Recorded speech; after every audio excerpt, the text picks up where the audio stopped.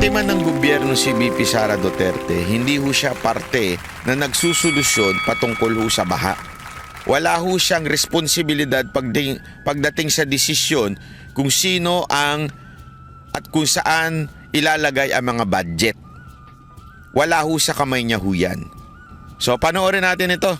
Panoorin natin itong banat ni VP Sara Duterte para mas maintindihan po natin. Ni Vice President. Sandali lang. Easy ka lang. Masyado kang atat ha. Thank you. Yan. O, pasok. Sara Duterte ang mga namumuno sa Pilipinas. Sa mensahe ng bise para sa mga kapatid nating Muslim, sinabi niyang ang Pilipinas ay pinamumunuan dapat ng mga taong may malasakit at kakayang itaguyod ang malinis na pamahalaan. Pero ang Pilipinas daw ngayon ay pinamumunuan ng mga taong walang katapatan sa trabahong sinumpaan. Walang pinangalanan si VP Sara. Pero dapat din daw na mayroong matatag na infrastruktura ang Pilipinas laban sa kalamidad. Yun nga lang, ang Pilipinas daw ngayon ay may gobyernong Yan, may gobyernong umaamin na wala man lang tayong flood control master plan. Matindi itong banat ni VP Sara Duterte. Ibig sabihin, alam mo maganda mga sinabi niya dito, ha? Ito po ay napakalinaw na siya po ay talagang updated. Kasi itong master plan na to, ito yung nakaraang pagdinig. Ito lang, recently lang ito after the typhoon. Di nga natin masabing typhoon eh. After the flood, magkaroon po ng hearing sa Senado at isa sa mga nalaman nila doon, una yung ilang bilyon kada araw. Diba? Pangalawa, yung walang master plan. Ibig sabihin kanya-kanya. Ganon ang nangyayari. So ito yung pinuna ni VP Sara Duterte na alam nating updated po siya. At ang talagang kanya hong saloobin ay yung concern ng mamamayang Pilipino. Wala nga ho siyang tinukoy dito kung sino yung gobyernong walang kwenta o di yung gobyernong mga mandarambong, pero sinasabi niya gobyerno. Alam ko na kagad ang sasabihin ng mga ensimada vlogger, lalo-lalo na yung si Mike Tae. Sasabihin na naman niya, parte ka ng gobyerno. Ganun-ganun na naman yan. Ganun-ganun na naman yan. Ganun-ganun na naman yan. Gago! Alam mo, sasagutin na kita ngayon pa lang. Alam ko na kagad yung takbo ng utak mo eh. Parte man ng gobyerno si VP Sara Duterte, hindi ho siya parte na nagsusolusyon patungkol ho sa baha. Wala ho siyang responsibilidad pagdating sa desisyon kung sino ang at kung saan ilalagay ang mga budget. Wala ho sa kamay niya ho yan. Nasa kamay ho ng presidente yan at wala sa kanya. Uulitin ko, ha? Mike Tae. Para lang sa kaalaman mong makitid na utak. Ha? Ang trabaho ng Vice Presidente lamang na naayon sa ating konstitusyon, pag wala ng kwenta ang Pangulo, palitan na. So kung sasabihin mong ito ay dapat nang mag-ano si VP Sara Duterte, may pananagutan din siya, isa kang malaking eng.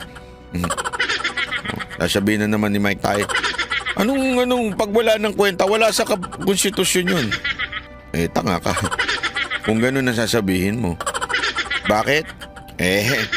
Sinasakyan mo yung mga alam mo namang, ang sinasabi ko, pag inutil ng presidente, that's the time. That's the time. Diba? Ay nako, pasok. Pino na rin ng bise ang PhilHealth na anyay imbis na paigtingin ay kukunan pa ng pondo para magamit sa mga bagay na walang kinalaman sa kalusugan ng tao. Yan, PhilHealth. Ang ganda ng sinabi ni VP Sara Duterte. Ibig sabihin, talaga pong aware. Aware siya sa nangyayari ho. Yung PhilHealth na sinasabi niya, recently lang din po yan na napag-alaman na dinivert to yung budget na billion. We're not talking about millions here, ha? You know. We're talking about billions here. Billion po yung dinivert na budget, and yet, eto matindi. ang dami pang utang ng PhilHealth sa mga ospital. Kaya nga naiyak na yung may isang organisasyon dun eh. Ayun, dami-dami yung utang. Sabi nga ni Diego Latigo, 90 billion. Ang dami-dami ninyong utang sa mga ospital, hindi nyo muna bayaran kung saan nyo na naman dadalhin. Ako alam ko na kagad kung saan dadalhin yan eh. Ako alam ko na kagad. Sa ayuda yan eh. Sigurado ako mapupunta yan sa ayuda. Grabe naman ito, ang sama ng ugali. Mike Labe opinion. Puta, ang galing mo Brad, ang galing mo. Palakpakan. Kaya naman pala, mula ngayon yan ang tawag natin, Mike Labe. Mga ganun yung labi.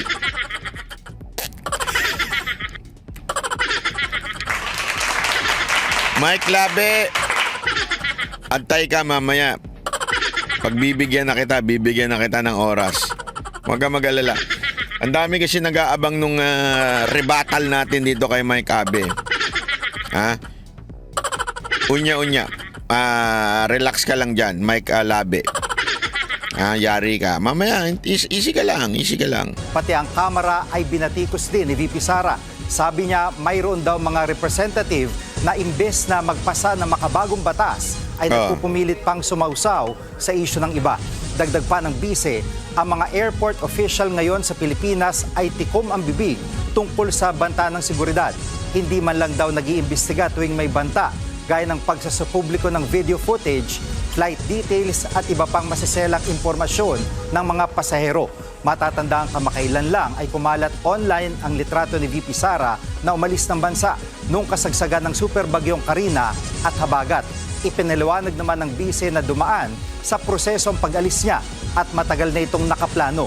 Dagdag pa ni VP Sara, dapat tumindig ang Pilipinas laban sa panghimasok ng mga dayuhan sa mga domestic affair, partikular ang pakikialam ng International Criminal Court. Matatanda ang sinabi kamakailan ng Department of Justice na hindi nila pipigilan ng pag-aresto sa mga drug war suspect kung idadaan ito ng ICC sa Interpol. Wala pang pahayag ang Malacanang, Kamara at PhilHealth kaugnay ng mga birada ni Vice President Sara.